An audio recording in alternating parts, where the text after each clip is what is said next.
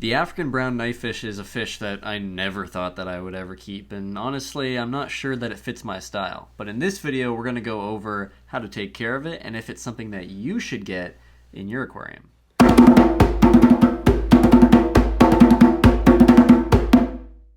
Hey guys, welcome to the video. I'd like to start off by kind of apologizing for the voice. I'm just getting over some sort of flu, some kind of sickness.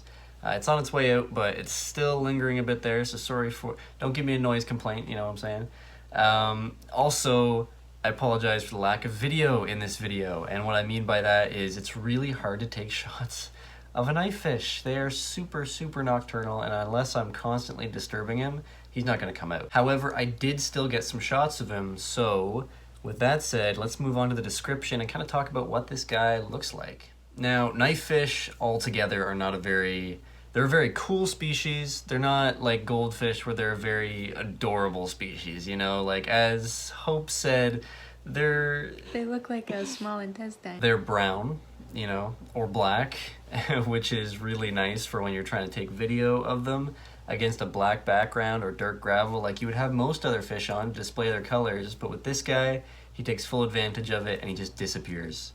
Like when I first put him in my 40 gallon, if you guys want to go watch that video, it'll be right there. When I put him in my 40 gallon, he just went into the rocks in the back and he disappeared in the black background. It's like he just faded into the water. He just kind of dissolved. Obviously these guys look like a knifefish, so you know you've got that point where the end of the fin is, and then it kind of opens up to a bigger head at the other side. Starting at that head, you might notice a little bit of a tan chin underneath, but again, if they're healthy, they're gonna stay dark and they're gonna stay out of sight. On the nose of these guys, similar to cooliloches, which we did a video on recently, if you want to see that, it's right there.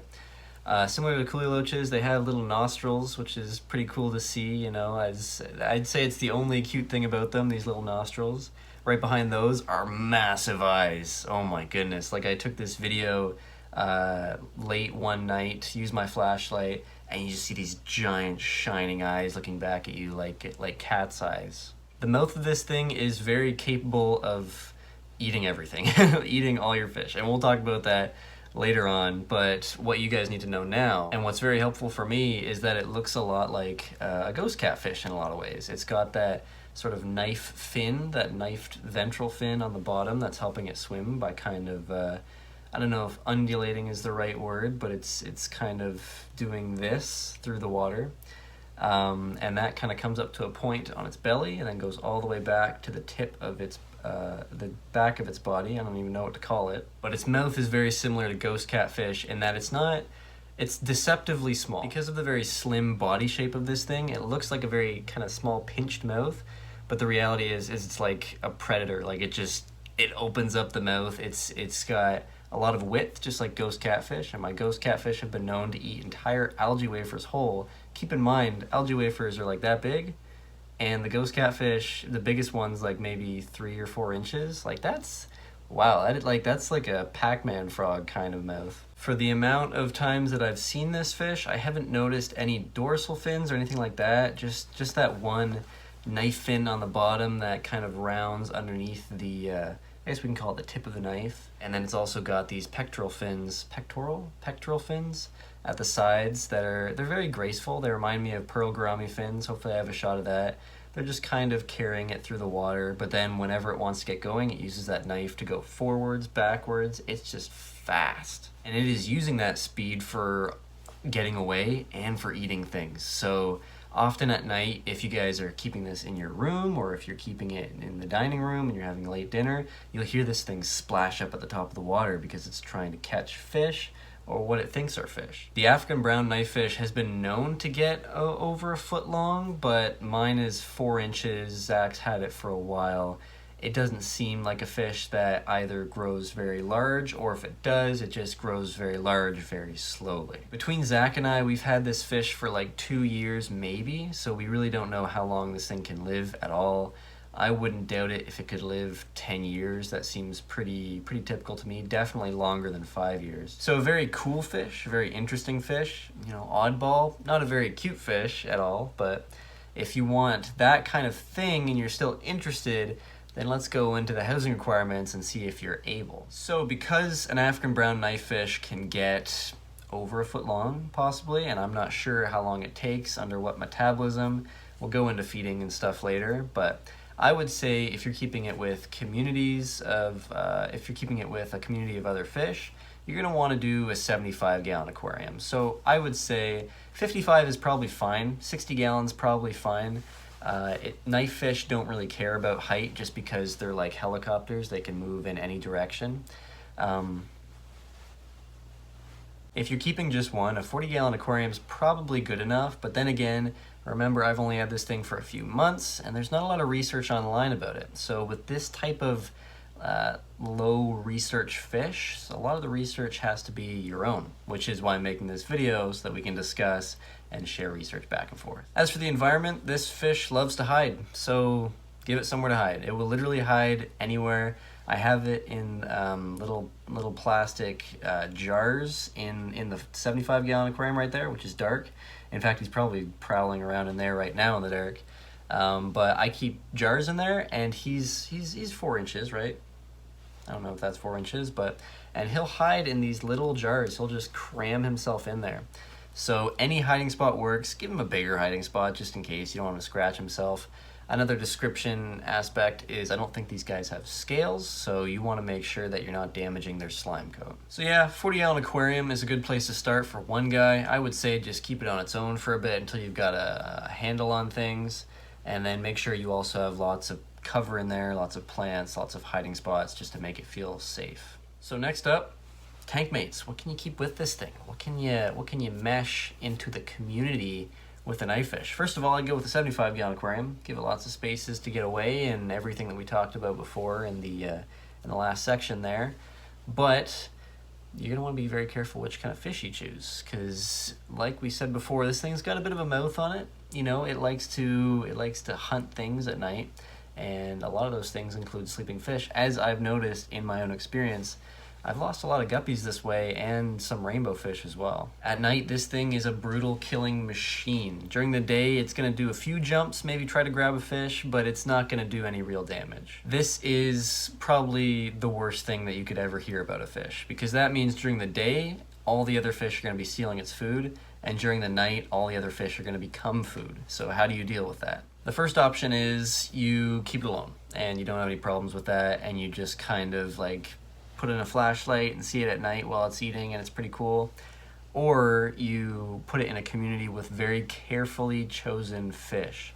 So that means you're choosing fish that are bigger than 3 inches. I would argue 4 inches. You know, you want everything to be, now 4 inches when the knifefish is 4 inches. You want everything to be the same size as this knifefish so that it sees it as just other fish and not as food. On that note, I would also say go with fish that aren't flashy, which is a bit odd, but through my research I've found that fish like Congo tetras and rainbow fish are terrible candidates for this because they have very flashy scales, especially the dwarf neon rainbow fish, and that attracts the attention of the knifefish while it's hunting at night. You could really put it with anything, it's just being that it's so food driven, like it's using those nostrils to really hunt down anything that's living to kind of track their signal. So anything that you put in there, just know it's a bit of a risk that it's going to get eaten, and it's also a risk that the knifefish is going to be outcompeted. So once again, very experimental fish, be careful with everything. So feeding wise, if you can get it food, what do you give it? Zach has been giving his Vibrobites, which is, it looks like bloodworms, but also looks like a Cheeto, so just mix those together. I'll put an image right here. Vibrobites are good, any frozen foods are good, bloodworms, brine shrimp seem to work pretty well. Algae wafers, it'll take, I guess. Fluval cichlid pellets are okay. Like I've been putting them in for my guy. I've been putting them in for the knifefish. I haven't seen him take them, but I haven't seen them on the bottom rotting. So the easiest one is guppies. Any live fish, it will take so quickly. For instance, when I first set up the 75-gallon aquarium, once it was ready for fish, I put in the knifefish, as you know. I actually won't link a video there because that's way too much work. But I put in the knifefish as one of the first things because it can breathe atmospheric oxygen. That's another thing. It can breathe from the surface in low oxygen environments.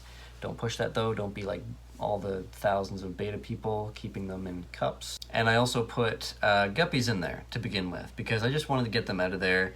They were annoying everybody. They were ripping each other's fins, and I'm like, they're killing each other. Let's just put them in there and see, you know, like, have them as the first thing just for some intrigue. It was not long, of course, that all the guppies were eaten overnight.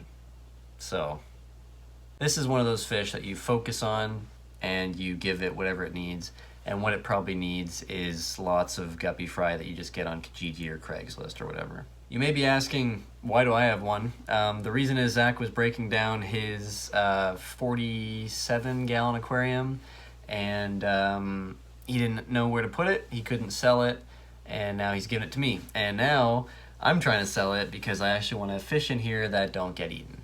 So, based on all of this information, all this insight from your boy about brown African knifefish or African brown knifefish, would you get one? Honestly, if I had just watched that video, I would probably say no, but only because I'm not that kind of keeper. I like keeping small community fish, and when I realized this thing wasn't gonna work well with that, I kind of backed out.